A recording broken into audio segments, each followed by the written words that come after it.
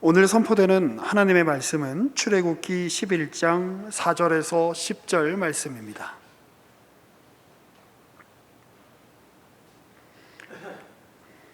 제가 받들어 읽겠습니다.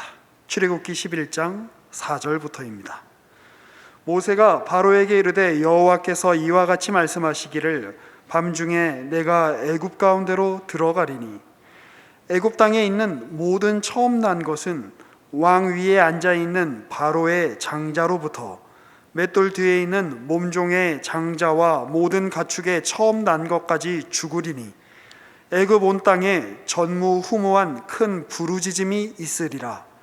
그러나 이스라엘 자손에게는 사람에게나 짐승에게나 개 한 마리도 그 혀를 움직이지 아니하리니 여호와께서 애굽 사람과 이스라엘 사이를 구별하는 줄을 너희가 알리라 하셨나니 왕의 이 모든 신하가 내게 내려와 내게 절하며 이르기를 너와 너를 따르는 온 백성은 나가라 한 후에야 내가 나가리라 하고 심히 노하여 바로에게서 나오니라. 여호와께서 모세에게 이르시기를 바로가 너희의 말을 듣지 아니하리라. 그러므로 내가 애굽 땅에서 나의 기적을 더하리라 하셨고 모세와 아론이 이 모든 기적을 바로 앞에서 행하였으나 여호와께서 바로의 마음을 완악하게 하셨으므로 그가 이스라엘 자손을 그 나라에서 보내지 아니하였더라. 아멘.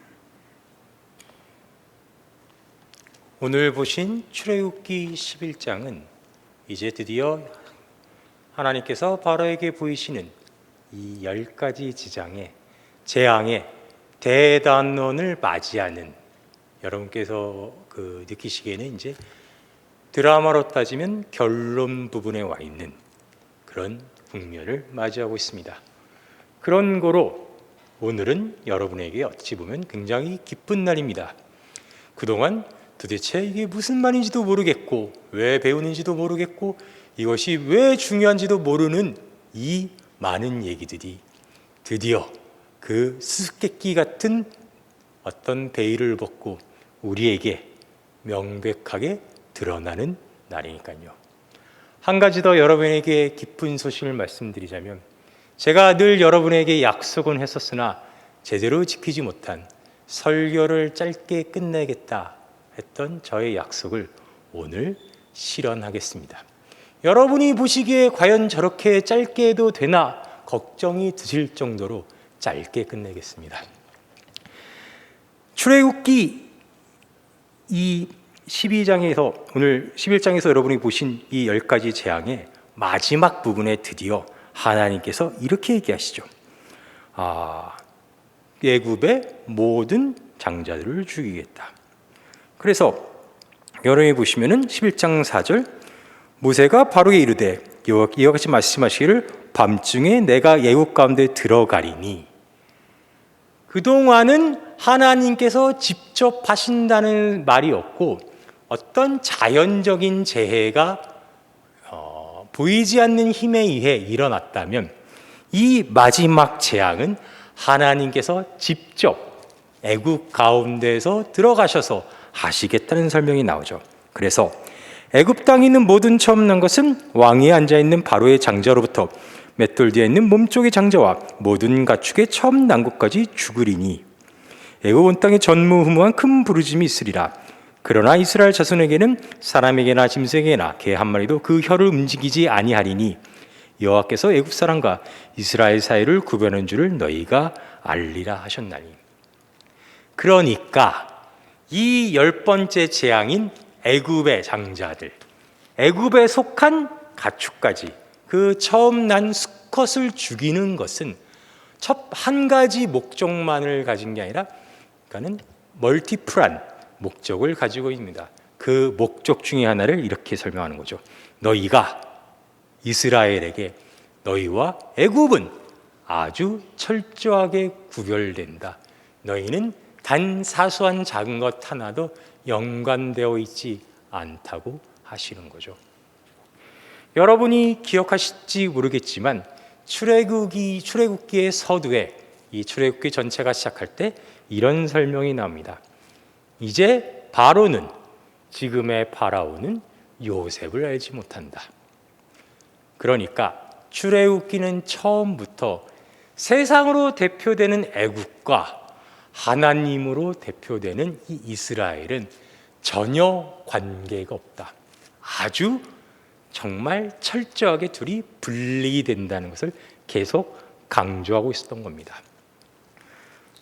지금 이 애굽의 장자가 죽게 된다는 것은 10번째 재앙으로 등장하지만 아이러니컬하게도 이 출애굽기 11장에서 와서 처음 언급되는 것이 아닙니다. 사실은 이 애굽의 장자가 하나님에 의해 죽음을 당한다는 사실은 이 모세의, 그러니까 애굽 와서의 구원의 사역이 막 시작하려는 그 시기에 이미 예언되었습니다. 어디 한번 볼까요? 출애굽기 4장입니다. 몇 장 안 가시면 나오죠. 출애굽기 4장 22절 보는 하나님이 모세에게 하시는 말씀이죠. 너는 바로에게 이르기를 여호와의 말씀에 이스라엘은 내 아들 내 장자라. 내가 내게 이르기를 내 아들을 보내주어 나를 섬기게 하라 하여도 내가 보내주기를 거절하니 내가 내 아들 내 장자를 죽이라 하셨다 하라 하시니라.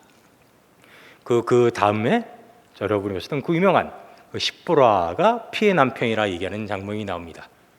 그러니까 비록 두 절로 짧게나마 아주 명백하게 하나님이 모세에게 말씀하신 거죠. 이렇게 될 것이다. 어떻게? 이스라엘은 내 아들이고 내 장자가 될 것이니 애굽의 왕이 내 아들을 보내지 않기 때문에 내가 그 볼로 애굽의 장자들을 죽이겠다라고 얘기하는 겁니다. 부가 설명을 드리자면 성경에서의 장자의 의미는 크게 두 가지입니다. 하나는 상속자입니다. 장자, 첫 아들은 그 아버지의 모든 것을 물려받는 위치입니다. 그래서 그 장자는 사실상 아버지를 대변합니다. 아버지의 공로도 아버지의 유산도 이 장자가 물려받을 뿐만 아니라 아버지의 악행, 아버지의 죄악도 이 장자에게 연결됩니다. 그래서 애굽의 장자를 죽이겠다라는 얘기는, 그리고 이스라엘 장자는 내 아들이니 내가 그들을 엄격하게 구별하겠다는 얘기는 하나님께서 세상으로 대변되는 애굽의 모든 것은 이제 멸하시고 하나님이 구원하여 이제 믿음으로 의롭다 할 민족들은 내 아들로 삼아 구원하겠다 라는 말이 되는 겁니다. 다시 말해 이 애굽의 모든 장자, 애굽에 속한 모든 여종의 자식, 가축에 처음 낳은 것도 하나님에 의해 죽임을 당했다는 것은 세상이 심판을 받아 그 죄로 하나님께 벌을 받아 멸망하였고, 그 멸망된 최후의 심판에서 하나님께 구원받은 자들, 하나님으로 인해 죄가 없다, 하나님의 아들이라 인정받은 자들은 살게 되었다라는 얘기죠. 우리가 알게 모르게 출애굽기 때 이미 세상에 대한 심판이 이루어졌습니다. 이 심판은 사실은 언제부터 준비된 심판이었냐면 재미있게도 노아의 방주 시절부터 준비된 심판이었습니다. 여러분이 기억하실 겁니다. 노아의 방주 때는 노아의 가족 외에 모든 인류가 홍수로 몰살을 당했습니다. 그때 하나님께서 노아에게 약속하셨죠. 다시는 이렇게 너희를 심판하러 하지 않겠다. 여기서 하나님께서 다시는 너희를 이렇게 심판하지 않겠다 하심은 홍수라는 방법을 사용하여 심판하지 않겠다라는 뜻도 있지만 궁극적으로는 내가 다시는 너희의 행위로 너희의 의로움과 죄있음을 심판하여 그걸로 멸하지 않겠다라고 하신 겁니다. 왜냐하면 행위로 따지면 구원받을 자가 없기 때문이죠. 그래서 노아의 가족만이 구원을 받은 겁니다. 그때 벌써 하나님께서는 약속을 하신 거죠.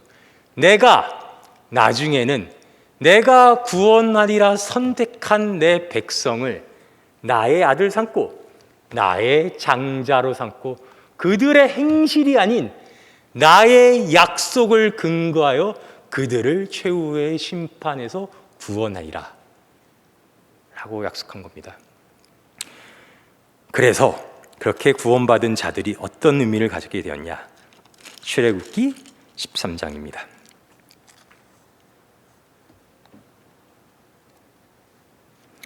출애굽기 13장 11절. 여호와께서 너와 내 조상에 맹세하신 대로 너를 가나안 사람의 땅에 인도하시고 그 땅을 내게 주시거든 너는 태에서 처음 난 모든 것과 내게 있는 가축의 태에서 처음 난 것을 다 구별하여 여호와께 돌리라. 숫것은 여호와의 것이니라. 나귀의 첫 새끼는 다 어린 양으로 세속할 것이요 그렇게 하지 아니하려면 그 목을 꺾을 것이며 내 아들 중 처음 난 모든 자는 대속할지니라. 이제 하나님의 소유가 된 가축들의 첫 수컷들, 첫 수컷 새끼들은 이제 하나님에게 제사 지내게 되어 하나님께 바쳐집니다. 그러면 이제 하나님의 아들된 이스라엘의 장자들은 그 유산을 상속받는 위치를 가는 상속되는 장자들은 어떠한 역할을 맡게 됐냐? 대속을 한답니다. 대속이란 말 많이 들어보셨죠? 그 장자가 그 세대와 가문을 대표하여 그 모든 사람들의 하나님의 백성의 죄를 대신하는 겁니다. 그래서 장자들은 더 흠이 없고 정결하고 의로워야 합니다. 그것이 하나님의 장자된 이스라엘의 의무요. 이스라엘 안에서도 장자로 태어난 첫 남자들의 의무였습니다. 근데 여러분들이 아시다시피 이스라엘은 결국 계속 끊임없이 범죄하여 이러한 하나님의 하시는 요구에 전혀 부합하지 못하죠. 반복하여 죄를 지음으로써 사실은 그들은 대속할 자격을 잃어버리게 됩니다. 죄는 그 다음 세대의 장자로 이어져 그들은 결국 하나님의 심판 앞에 하나님이 약속하신 죄의 싹슨 사망인 그 사망 앞에 직면하게 된 과거의 애국과 똑같은 운명에 놓이게 되죠. 그래서 그들은 결국 어떠한 운명이 되었을까요? 마태복음 1장입니다.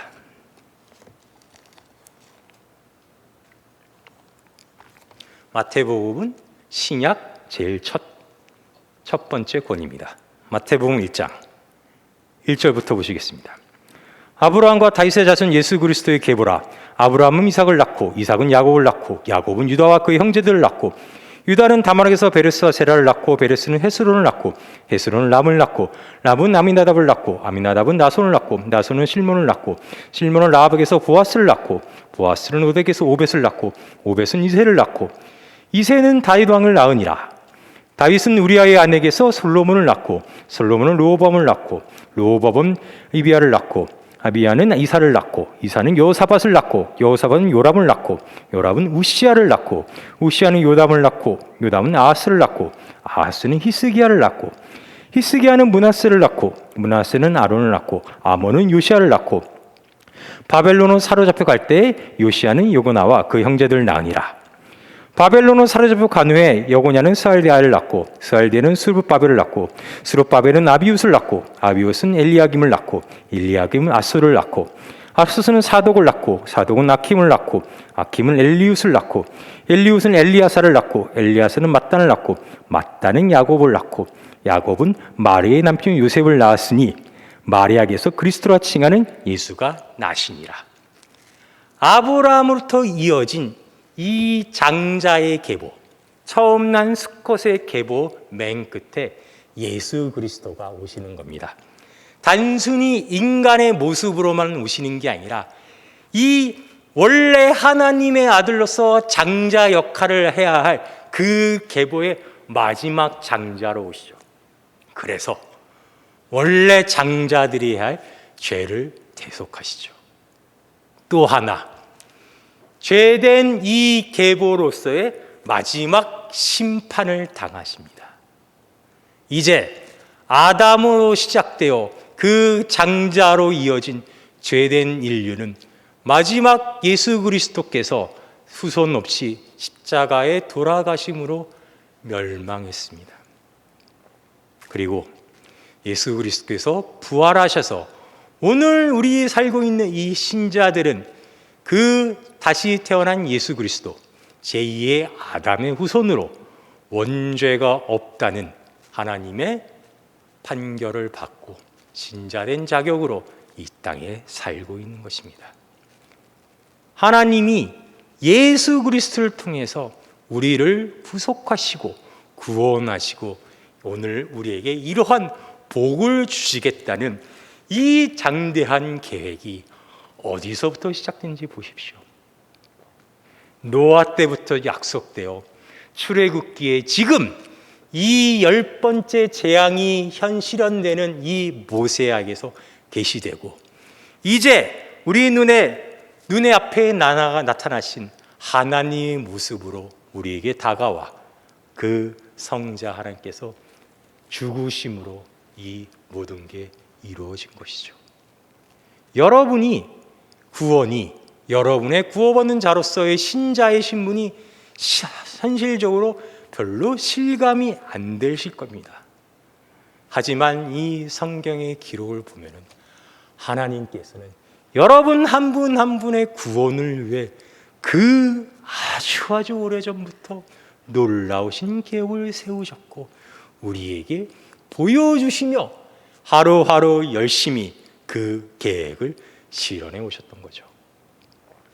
여러분이 당하신 고난, 위기, 문제 그것들이 여러분에게 어떤 의미를 가지고 어떠한 이유 때문에 생겼는지 저는 알지 못합니다. 제가 그것을 달라고 요구한 것도 없고 제가 여러분과 하나님과의 개개인 관계에 깊숙이 관여하고 있는 자가 아기 때문에 제가 그것을 헤아릴 수 없습니다. 다만 제가 이 자리에서 이 성경을 가지고 오늘 이스라엘을 거룩하게 구별하셔서 애굽의 장자를 치시겠다고 우리에게 약속하시고 그것을 실현하시겠다 하시는 하나님의 말씀을 전함으로써 제가 여러분에게 장담할 수 있는 것은 여러분을 위해서 이렇게 철저히 치밀하게 오랫동안 계획하시고 이룩해 주신 하나님이 여러분을 그냥 비참한 결과로 내버려 두실 리 없습니다. 제가 아는 건 그것뿐입니다. 지금은 제가 마치 무슨 약장사 같고 보험 외판원 같고 무슨 암호화폐를 팔아먹으려는 사람처럼 들리실 줄 모릅니다. 그러나 인류의 역사는 우리 신자되면 그런 하나님께서 어떻게 성실함으로 이루어진지를 증거해주는 이 사실들을 성경에 기록해 놓았습니다. 우리는 그것을 믿고 오늘 하루를 또 견뎌가는 힘을 얻는 것입니다. 그래서 여러분은 이미 구원받은 자로서 오늘도 하나님께 구원을 기도하는 축복된 자로서 오늘 이 자리에 와 있는 겁니다. 같이 힘냅시다. 쉽지 않습니다. 신자의 삶은 세상 사람의 삶보다 더 어렵습니다. 그렇지만 그래서 더더욱 우리가 믿을 건 우리가 축복된 자, 세상으로부터 엄격하게 거룩하게 구별된 자란 사실밖에 없습니다. 기도하시겠습니다. 하나님, 우리 스스로를 돌아보면 믿을 수 있는 게 아무것도 없습니다. 우리에겐 그 어떤 근거도 없고 이유도 없고 원인도 없으며 우리 스스로가 그 어떤 것도 만들어낼 능력도 없고 희망도 없습니다. 저희가 믿을 수 없고 이해가 안 가지만 그래도 믿고 의지할 건 하나님밖에 없습니다. 하나님마저 계시지 않는다면 저희는 오늘 하루를 살아갈 이유조차 없는 존재입니다. 주님 믿사오니 하나님만이, 하나님 한 분만이 우리가 살아가는 데서 유일한 희망임이 우리에게 감사와 찬양과 기쁨이 되는 그 날을 저희에게 허락하여 주시옵소서. 그 날이 오기를 믿사옵니다. 매일매일 우리의 믿음 없음을 도와주시옵소서.